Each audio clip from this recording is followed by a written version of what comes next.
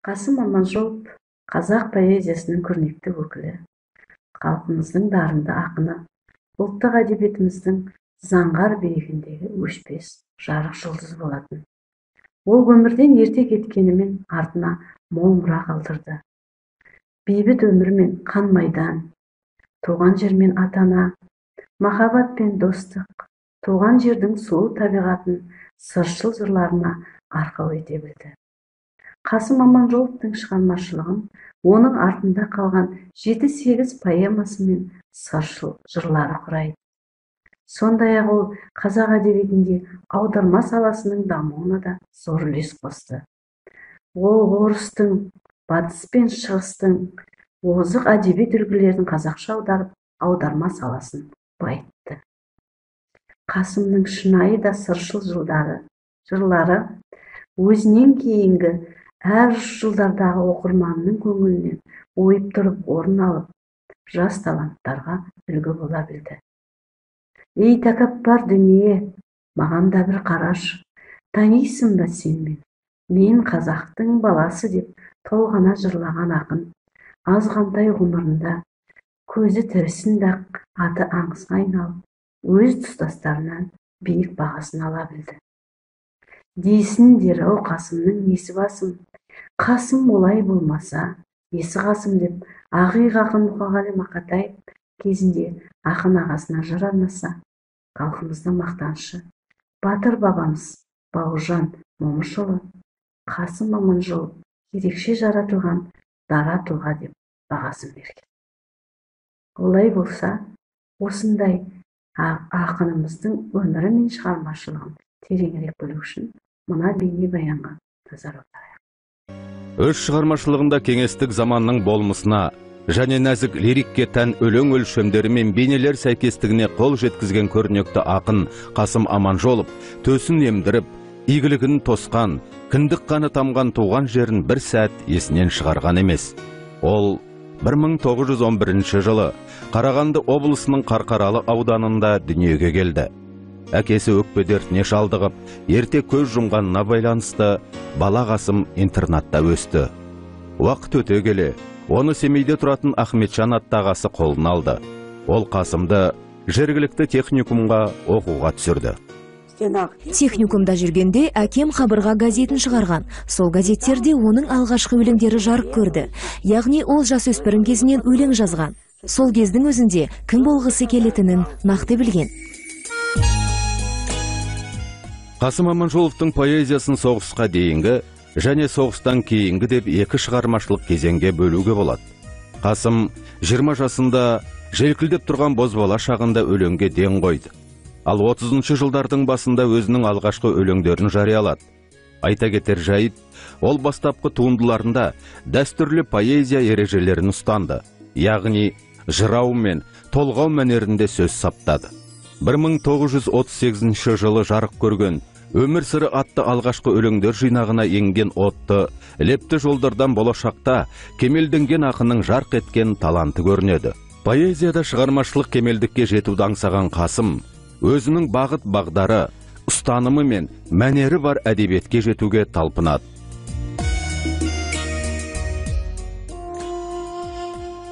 Нар тәуекел, құлаш ұрдым қиынға, қайрат шіркін алып шықса қиын ба?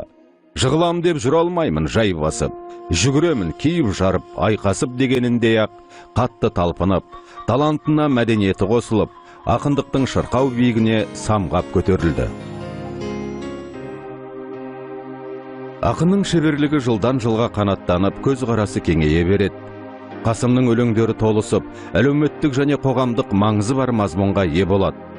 Ақын өз заманымен бірге тыныстап, біте қайнасып, өскен үстіне өсе береді. 1938 жыл ұлы ақын Қасым Аманжолов үшін өте табысты болды. Осы жылы Жамбыл тойында деген ең алғашқы поэмасы жарық көрді. Аталмыш туынды атағы жер жарған майталман қазақ ақыны Жамбылдың бүкіл ел көлемінде тойланған 75 жылдық мерей тойына арналып жазылды. Қасым сарқылмас шабытынан туындаған өлең жолдарында өзінің ішкі жан дүниесінің байлығын көрсететін амал тәсілдерді пайдаланады. Гомер мен Фирдауси, Тәттімбет пен Құрманғазы, Шекспир мен Мұхтар Әуезов, Сұлтан Махмұд Торайғыров сынды бұрынғы мен бүгіннің асқар таудай тұлғалары қазақтың халық ақыны Жамбылды құттықтау үшін осы тойға келіп тұрғандай әсер қалдырды. Әскер қатарында әскери қызметте болған Қасым 1943 жылы батыстағы майданға ауыстырылады. Содан соғыс аяқталғанға дейін қанды қырғын, қып-қызыл өрттің ішінде болады. Дәл осы от ішінде қалған 40-шы жылдарда ақынның шынайы қабілеті ашылып, ақындығы шыңдалып, кемелдене түседі. Осы туындыларында уақытпен тілдесіп, замандастары мен болашақ ұрпаққа үндеу тастайтын сияқты. Ақынның соғыс уақытында жазылған өлеңдерінің барлығы патриоттық мазмұнды, фашистік басқыншыларға қарсы ерлікпен соғысып жатқан отаны мен кеңес халқына деген сүйіспеншілікке толы. Қасым жастайынан халықтың ән жырынан, бай ауыз әдебиеті шығармаларынан сусындап өседі. Хат танығаннан кейін поэзия алыптарының шығармаларына зер салып оқып, нәр алғаны анық. Бұл ретте Абай мен Ілияс Жансүгіровтің поэзиясының ықпалы айқын байқалады. Мысалы, Толғау, Айбынды қызыл әскер, Тұрмыс толғауы, Лондон өлеңдерінен Ілияс поэзиясының қызуы байқалса, ал Көктем, Сұлудың сымбаты, Шықтым өмір шыңына өлеңдері Абайдың ішкі толғаныстарымен үндесетінін байқаймыз. Ақын өлеңдерін негізгі тақырып жағынан былай топтастыруға болады. Біріншіден, табиғат, туған жер тақырыбы. Бұл тақырыпқа ақынның көктем, қан тәңірі, күз, нұрлы дүние, бұйра жонын күнге төсеп жылынып өлеңдері жатады. Ақын шығармаларының біраз бөлігі сол заманның талабы мен талғамына сай арнау өлеңдерінен құралады. Белгілі тұлғаларға арнап жазылған өлеңдеріне мына туындыларды жатқызуға болады. Сәбитке, Ғабдолға, Ғалиға жауап, Бауыржанға, ақынның ескерткішіне, Руставели Шотаға, Сұлтан Махмұд туралы баллада. Майдангер ақын поэзиясының басым бөлігі майдан тақырыбына арналған. Атап айтар болсақ, Сен фашистсің, мен қазақпын, Елге хат, Дариға сол қыз, Отан үшін жан пида, Ақын өлімі туралы аңыз, Ағайға, Достар қайда жүрсің? Қасым Аманжолов өз өлеңдеріне ән жазып, композиторлық қырынан да танылған тұлға. Атап айтсақ, Дариға сол қыз, Жас дәурен, Өзім туралы, Туған ел өлеңдері халық арасына кең тарады. Қасым Аманжолов қазақ әдебиетінде аударма саласының дамуына да зор үлес қосты. Атап айтар болсақ, ол Пушкиннен Қысқы кеш, Чадаевқа, Ақын, Тұтқын, Дастархан жыры тағы басқа шығармаларын аударды. Ал Шевченкодан Жел қияққа сыбырлап, Даламен жүріп, Туысқандық махаббат, Жалғызбын мен жалғызбын шығармаларын, Некрасовтан Сұрқия жыл, Ақынға Таңертеңгі саяхат, Саша поэмаларын аударса, Лермонтовтан Маскарад драмалық поэмаларын аударды. Қасым Аманжолов тек қана лирик емес, сонымен қоса эпик ақын. Дүние қандай жап-жарық, Сақып жамал, күйім тасып барады, күйім тасып, Жаным сәулем, еркешім, қызыл гүлім атты өлеңдері Қасымның лириктігін танытса, Ақын өлімі туралы аңыз, Боран, Біздің дастан, Жамбыл тойында атты поэмалары оның эпиктігінің дәлелі. 1943 жылғы сұрапыл кезеңде дүниеге келген Қасымның бір ерекше өлмес туындысы Ақын өлімі туралы аңыз поэма. Бұл поэма Қасымның атын аспандатып, ақындық даңқын шырқау шығынға шығарған тұлғалы туынды. Бұл поэма Ұлы Отан соғысының майданында жаудың қоршауында қалып қойған, ерлік пен қаза тапқан Қасымның жақын досы, жас ақын Абдолла Жұмағалиев туралы. Поэма Абдолла өмірінің соңғы кезеңін суреттеуге құрылады. Ақын образды жау қоршауында, от ортасында қалған батырдың бір сәттегі ерлік ісін көрсету арқылы ашады. Туған елінің ерлік дәстүрі мен жауынгерлік антына берік азамат кейпі санада туған жалынды толғаныс арқылы толыға түседі.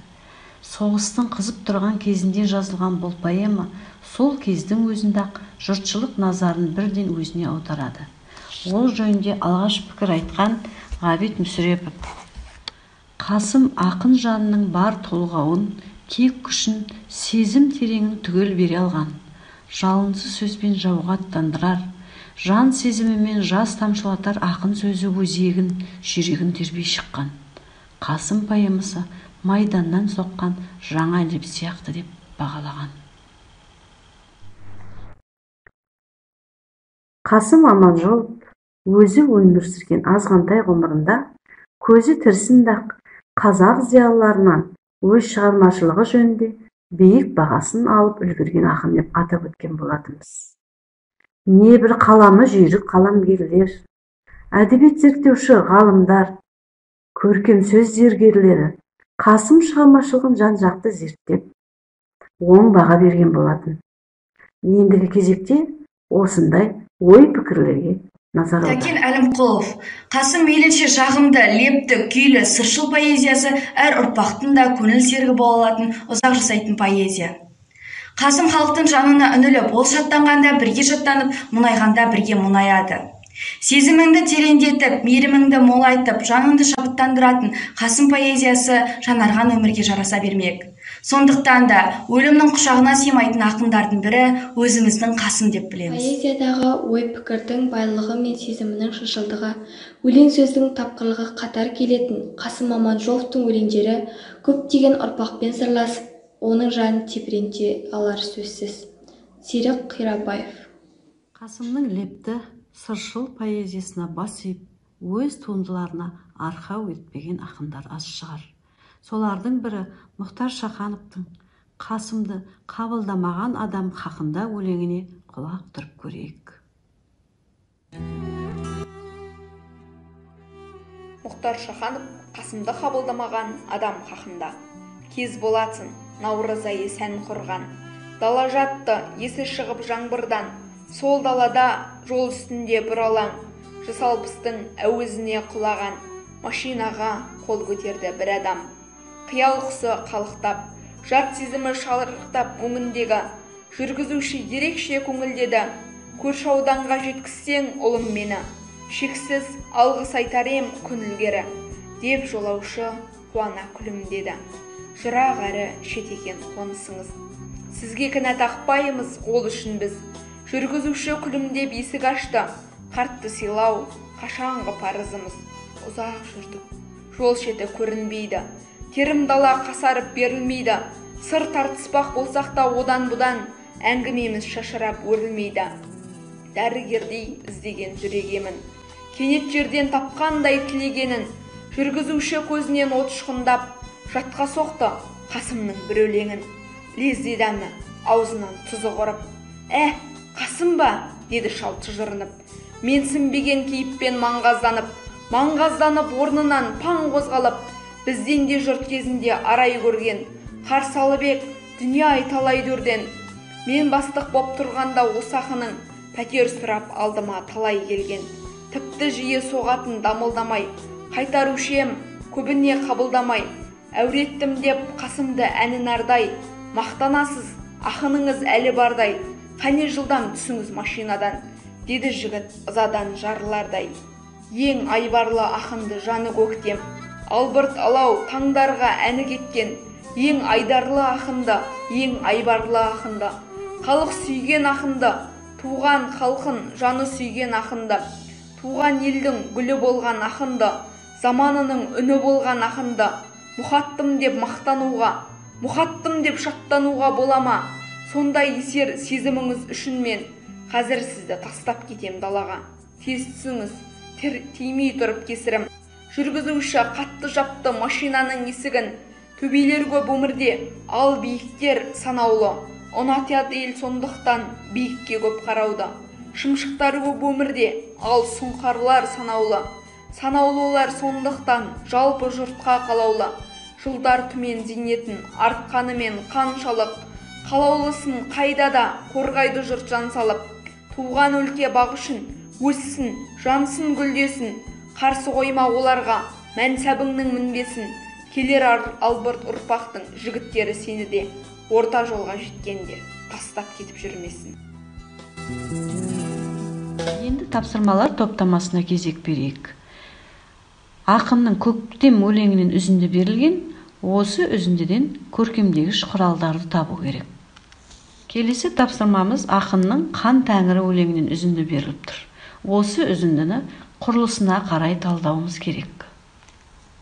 Ақынның өзім туралы деген өлеңі өз өмір жолын ой өлеңінен өткізіп, өз табиғатын танытуға деген талпынысы, болашақ күнге деген сенімі, үміті.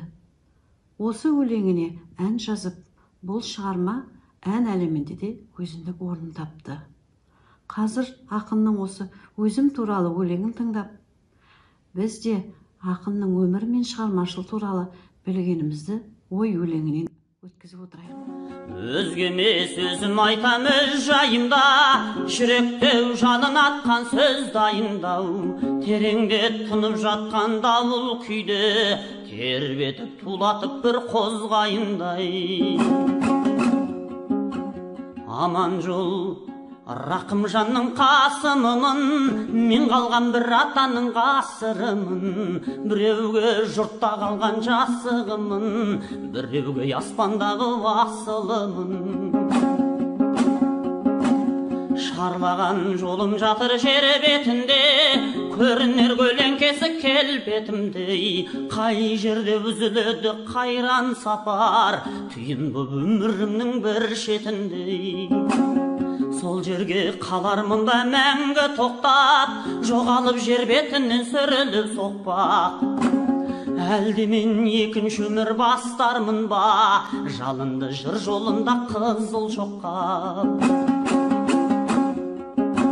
Сен қандай бақыт дедің келер ұрпақ, қараймын елесіңе мен таңырқап, жаңғыртып жер жаһанды сен келгендей, жатармын қырында мен көрпе қымтап.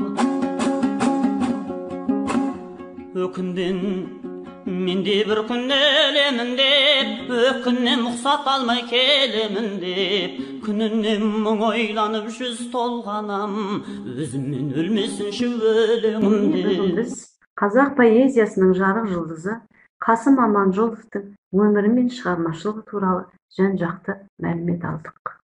Қасым поэзиясынан халқымыздың батырлығы мен батылдығы, алғырлығы мен бауырмалдығын аңғардық. Ақын шығармашылығының тәрбиелік мәні де осында жатыр. Қасым Аманжолов тек талантты ақын ғана болған жоқ. Қара сөздің де құдіретін түсініп, орынды қолдана алған ақын. Бүгінгі күні көзі қарақты әрбір адамның аузынан нақыл сөз ретінде естіліп жүрген білім теңіз, мектеп кеме, жастар болашақтығы деген қанатты сөздердің ең алғаш Қасым аузынан шыққанын біреу білсе, біреу білмес. Олай болса, ақынның шығармашылығы келер ұрпақтың да көкейінен шығып, мәңгі жасайтын ақиқат. Ақын Қасым өлген жоқ, өлмейді де, архивтерден оны ешкім көрмейді де. Өршіл рухты өлеңі мәңгі жасап, өрлейді де тұрады, төрлейді де.